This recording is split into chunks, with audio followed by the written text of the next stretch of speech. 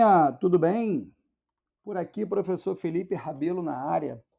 E seguindo nosso estudo das técnicas analíticas na região aí do espectro eletromagnético, agora do infravermelho. Falamos um pouquinho na aula anterior sobre emissão e absorção atômica, com a fundamentação na região da luz visível. Falaremos hoje um pouquinho sobre a utilização da região do infravermelho para caracterização e quantificação de amostras, sobretudo de compostos orgânicos, sobre a presença de determinados grupos orgânicos. Muito bem, galera. Observem que a fundamentação principal, independente se a gente está utilizando o espectro visível, ou a região do infravermelho, ou a região do ultravioleta, ou até mesmo a caracterização por raio-x, nós estamos estudando o espectro eletromagnético. E alguns fundamentos são essenciais para essa compreensão. Então, vale aqui destacar que existe uma relação entre o tamanho da onda, que chamaremos de comprimento de onda, e a frequência. Percebam que quanto maior a onda, menor é a frequência. E a frequência, turminha, está relacionada à energia, diretamente proporcional à energia.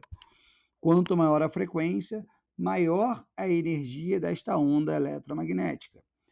Se isto é verdade, percebam que a região do infravermelho corresponde a ondas um pouco maiores do que a luz visível. Se são ondas um pouco maiores do que a luz visível, são ondas um pouco menos energéticas, ou seja, são ondas de menor frequência do que a luz visível. Chamamos essa faixa do espectro eletromagnético de radiação não ionizante, seria aquela que, em princípio, não altera a estrutura da matéria. Isso aqui, galera, é uma divisão apenas para a gente perceber o nível de influência da radiação eletromagnética, da energia eletromagnética na matéria. É claro que envolve uma série de outros fatores para a gente poder investigar com profundidade o nível de interferência. Percebam também que, à medida que eu caminho para a direita nesse espectro aqui, eu caminho para regiões de maior frequência, regiões de maior energia. Beleza? Então, são ondas menores. São ondas com maior poder de penetração.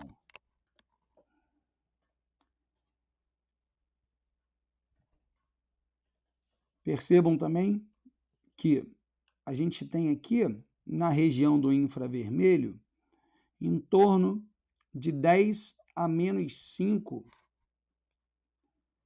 da dimensão do metro. Então, a gente está falando aqui de ondas que, se eu pegar 1 metro e dividir em 100 mil partes, estamos trabalhando aqui na ordem de micrômetros na região do infravermelho.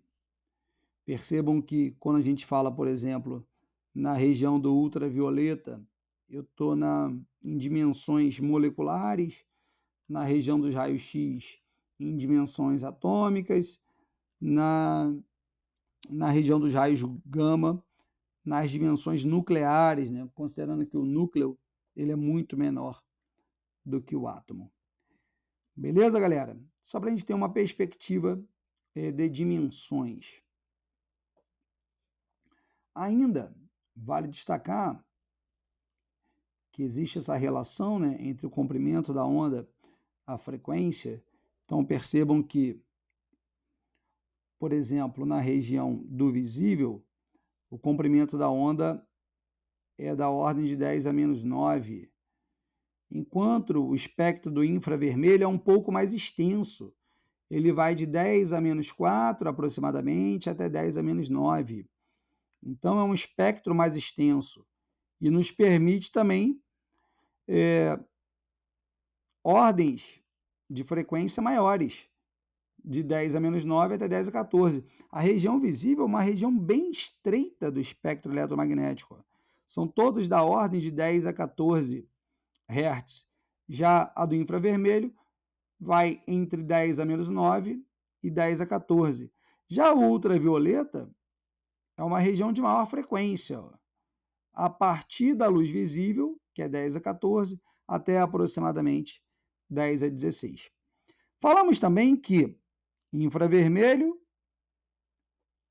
possui maior comprimento de onda, menor frequência e, portanto, menor energia se comparada, por exemplo, com ondas de rádio ou micro-ondas. Ondas maiores são ondas menos energéticas. Beleza? Essa aqui é uma tabelinha ilustrativa e é claro que não existe uma barreira precisa de transição entre cada uma dessas regiões do espectro eletromagnético. Vale destacar que o infravermelho ele pode ser também subdividido em regiões que eu vou chamar de infravermelho próximo, infravermelho médio e infravermelho distante. Não há nenhuma necessidade de guardar esses valores, mas vale destacar que, assim como o ultravioleta será dividido em UVA, UVB, UVC, o infravermelho também vai ser dividido entre próximo, médio e distante. De que maneira que a gente pretende utilizar, compreender, para que serve, afinal, a técnica de espectroscopia no infravermelho? Sobretudo para identificar a presença, de maneira rápida, simples, de grupos funcionais. E como e por que isso funciona? Porque existe interação da matéria com a radiação eletromagnética. Quando essas interações ocorrem aqui em ondas de 14.000 a 200 centímetros, isso aqui são números de onda, a gente consegue observar o espectro e, a partir das bandas, dos picos, das informações analíticas apresentadas no espectro, a gente pode desconfiar da presença de determinados grupos funcionais. Percebam, então, que a luz visível era uma faixa que a gente estudou na aula anterior, ela era uma faixa bem estreita que nos permite, através da observação de diferentes cores, detectar diferentes componentes. Já o infravermelho vai ser uma região um pouco maior, que nos permite fazer a identificação de grupos funcionais que apareçam, que apresentem bandas em determinados números de onda. Por fim, vale destacar que a equação fundamental da ondulatória ela é importantíssima para a gente. E a gente sabe que a velocidade de propagação da luz no vácuo, né, ela é uma relação, é um produto do comprimento de onda pela frequência, e essa ideia para a gente vai ser fundamental. Os gráficos, os espectros, eles não são expressos geralmente em comprimentos de onda, e sim em números de onda. E o que vai ser o número de onda? Vai ser o inverso do comprimento de onda. Então, o número de onda para a gente vai ser o inverso do comprimento de onda. Importante observar essa relação, que ela vai ser muito útil para a gente analisar os espectros. Além disso, vale reforçar, vale destacar que frequência é diretamente proporcional à energia, vale destacar que comprimento de onda é inversamente proporcional à energia. Repetindo, frequência é diretamente proporcional à energia, enquanto que o comprimento de onda é inversamente proporcional à energia. Nessa equação, por exemplo, nós temos H como sendo a constante de Planck e C a velocidade de propagação da luz no vácuo. Portanto, tanto H quanto C são constantes, né? Se esses são constantes, para que esses dois aqui obedeçam a alguma relação de proporcionalidade, certamente o quanto um aumenta, o outro tem que diminuir, tendo em vista que esses termos são constantes. Muito bem. E aí, o que a gente observa afinal? A gente observa a possibilidade que as moléculas têm de apresentar vibrações. E essas vibrações, esses movimentos, essas alterações, elas podem ser rotacionais, elas podem ser vibracionais. Eu tenho diferentes faixas de números de onda em que isso pode ocorrer. A gente fala que em números de onda maiores estão relacionadas geralmente à energia vibracional e números de onda menores, são aqueles abaixo de 100, são relacionados a energias rotacionais das moléculas. Basicamente, como que pode ocorrer a análise através da espectroscopia no infravermelho.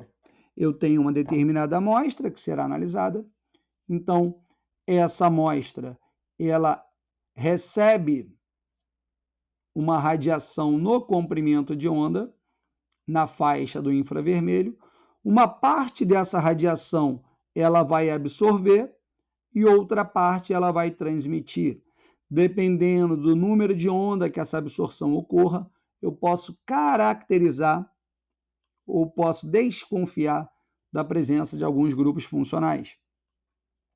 Além disso, eu tenho como analisar o comportamento, sobreposição, por exemplo, de ondas, de picos, para identificar a presença de diferentes, de múltiplos grupos funcionais.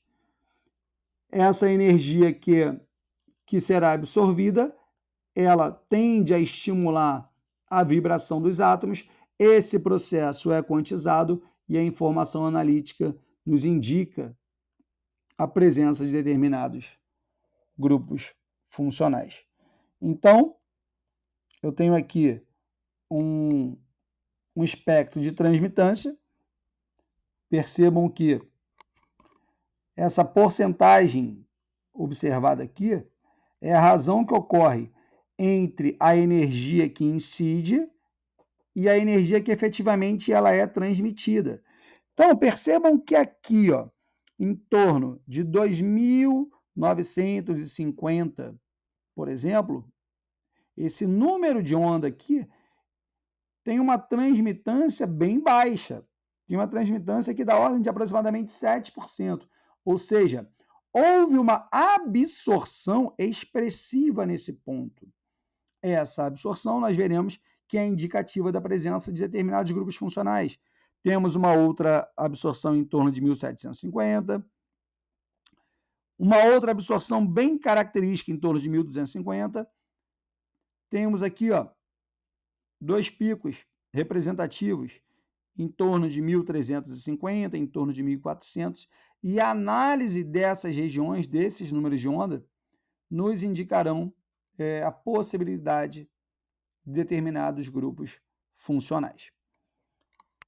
Parte dessa matéria, ela acaba sendo extremamente analítica, né, e a gente não consegue fixar de uma vez só, e à medida que essa técnica vai sendo estudada e que os espectros são analisados, a gente vai percebendo semelhança nos comportamentos. Percebam só, a posição da banda a gente vai expressar pelo número de onda. E quanto maior a energia vibracional, maior será o número de onda. Então, quando eu tenho bandas que aparecem em números de onda maiores, quer dizer que eles correspondem a uma maior energia vibracional. E a gente tem diferentes possibilidades de vibrações. Por exemplo, o princípio mesmo da relação, aqui a gente pode observar, por exemplo, os ligandes como se estivessem sendo comprimidos e estirados. E essa compressão e esse estiramento obedece à lei física, que é a lei de Hooke. Observem que não existe nenhuma necessidade de dedução da fórmula, mas existem algumas relações aqui extremamente interessantes para a gente. O número de onda ele vai ter uma relação com a massa dos átomos, ele vai ter uma relação com a força da ligação e ele vai ter uma relação com a velocidade de propagação da luz no vácuo. Esse número de onda, observando esses parâmetros, ele incidirá uma determinada banda no espectro do infravermelho, característico de uma dada ligação química. E aí, turminha, nós temos aqui várias possibilidades que, combinadas, incidirão em deslocamentos dessas bandas nos espectros. Portanto, a gente vai apenas mencionar valores médios. Valores médios. Por exemplo, a presença da ligação tripla entre carbonos, né? Então, um alcino, a presença de um alcino sugere uma banda em torno de 2150. A presença de um alceno, uma C-C, né, uma ligação π, sugere presença de uma banda em torno de 1650. Já os alcanos, as ligações simples carbono-carbono, incidirão em torno de 1200. Percebam que, agora, se esse meu alcino for um alcino terminal,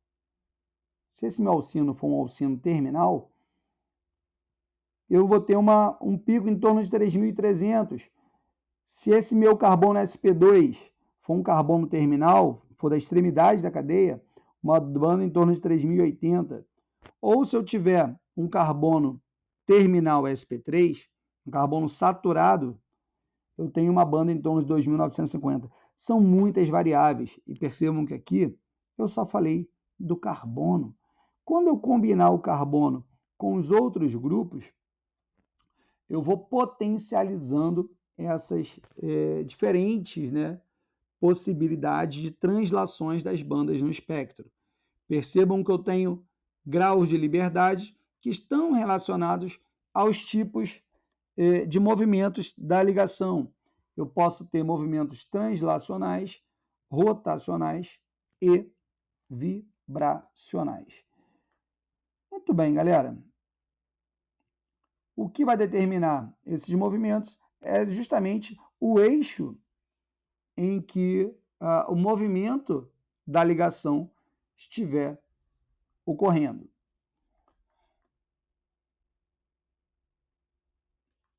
Então, aqui eu posso ter movimentos axiais, eles podem ser simétricos. Eu posso ter movimentos assimétricos. Percebam que aqui eu tenho um movimento assimétrico, aqui eu já tenho um movimento simétrico. Muito bem. O somatório dessas vibrações, aqui eu já tenho estiramento e compressão assimétrica, aqui eu tenho estiramento e compressão simétrico. Eu tenho aqui rotações simétricas, rotações assimétricas. E o somatório disso aqui nos implica uma marca analítica, um sinal analítico na espectroscopia, na região do infravermelho. Então, percebam que aqui, por exemplo, para identificar esse grupo A, eu tenho carbono sp3 terminal, eu tenho carbonos sp3 na molécula, que são carbonos secundários, eu tenho presença de ligação cloro-carbono, e cada uma dessas informações vai aparecer no espectro, nos indicando aqui a presença de um aleto, de um sp3 terminal e de carbonos sp3, que são carbonos secundários. A mesma coisa nessa molécula B, que nos indica a presença da hidroxila ligada a um carbono saturado. Então, eu tenho aqui um álcool terminal, eu tenho um álcool primário, e eu preciso ter uma informação característica da presença desse álcool primário lá no meu espectro do infravermelho. Então, diferentes combinações vão gerar diferentes tipos de vibrações que serão explicitadas no nosso espectro do infravermelho. Então, vale destacar que Diversos grupos funcionais vibram e dão origem a bandas de absorção em frequências características. Cada grupo absorve radiação eletromagnética em frequência específica. E aprender a reconhecer algumas bandas de absorção mais notáveis é fundamental, tanto para confirmar quanto para eliminar a possibilidade de alguma função que a gente desconfiar. Por isso que é sempre importante que o analista tenha informações a respeito da amostra que ele estiver analisando. E, claro, é desnecessário falar que, se não houver o domínio das funções orgânicas, não há chance alguma de estudar, de interpretar os diagramas. Não tem como eu interpretar um espectro no infravermelho se eu tiver dificuldade de caracterizar funções orgânicas nitrogenadas, funções orgânicas oxigenadas. Algumas dicas, agora vai ser bem rapidinho mesmo, só para a gente mencionar. Algumas dicas que vale a pena destacar são as seguintes. Bandas de absorção muito intensa são aquelas que têm maior momento dipolar. Então, se eu tenho o oxigênio aqui, que é um átomo extremamente eletronegativo, é um puxador de elétron muito forte, gera um dipolo expressivo, gerando uma banda intensa. Já quando eu tenho carbono-carbono, eu tenho menor diferença de eletronegatividade, eu tenho aqui um fraco poder indutivo, a banda de absorção será muito fraca. Já quando eu tenho compostos aqui organometálicos, eu não vou ter facilidade de observação na região do infravermelho desse tipo de composto. Vale destacar também que eu posso dividir o espectro do infravermelho em 3 regiões. De 4.000 a 1.300, ou seja, uma região maior, vai ser a região 1, que vai ser chamada de região dos grupos funcionais. A região 2, de 1.300 a 900, número de onda, a impressão digital. Ela vai trazer características peculiares que nos permitirá determinar, identificar ou descartar determinados elementos. Já a região 3 vai ter uma aplicação muito importante para os compostos aromáticos e para os compostos heteroaromáticos. Então, a presença do benzeno, a presença dos compostos aromáticos, ela é caracterizada, ela é evidenciada nas regiões mais baixas, entre 900 e 500 aproximadamente. Para ilustrar, nós temos a análise dessa estrutura. Percebam que eu tenho aqui uma amina, eu tenho aqui um grupo aromático, eu tenho carbonos sp3 terminais, eu tenho carbonos sp2, eu tenho nitrogênio ligado a hidrogênio. E aí, galera, quando eu falo aqui, por exemplo, do grupo aromático, ele está sendo explicitado aqui na região 3, conforme nós falamos. O número de carbonos presentes na molécula e a estrutura dela, ela é evidenciada na região 2, que é chamada região de impressão digital. E eu tenho grupos característicos, tenho em 3.400, 2.900, 2.800, eu tenho os grupos funcionais evidenciados na região maior do espectro, que é a região 1. Então, dividir o espectro em diferentes partes nos permite fazer uma observação mais criteriosa. Uma outra estrutura, um outro fluxograma que nos faz interpretar é o seguinte: eu tenho grupos funcionais hidroxila e o grupo funcional amina e amida, eles podem aparecer em diferentes números de onda. Então, por exemplo, a presença de um álcool vai ser evidenciada em torno de 1.020 a 1.200 pela ligação CO.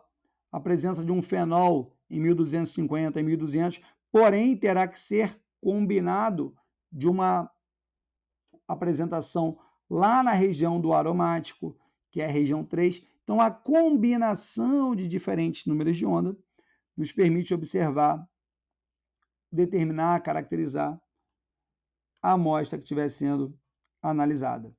Então, o grupo carbonila, percebam que o grupo carbonila pode nos levar a diferentes combinações.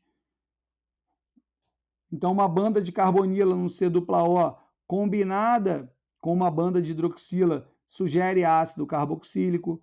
Uma banda de carbonila combinada com o carbono terminal sugere presença do aldeído. Portanto, requer uma compreensão minuciosa dos grupos funcionais e das moléculas orgânicas para que a gente possa caracterizar diferentes compostos. Então, eu estudar o infravermelho com tabela de absorção e estudar diversas moléculas, estudar de maneira exaustiva, a gente vai conseguindo observar o comportamento que se repete. Claro que eu não quero que ninguém decore agora, mas vale a pena observar, por exemplo, o que foi falado no início da aula, que existe uma relação entre a energia envolvida e o número de onda, e que quanto maior o momento dipolar, maior vai ser o número de onda. Então, a hidroxila, ela tende a gerar números de ondas maiores. Por quê? Porque o oxigênio é extremamente eletronegativo. Tá? Então, vale a pena dar esse destaque. Já os compostos aromáticos, são compostos mais estáveis, vão aparecer na região 3, que são regiões de menor número de onda.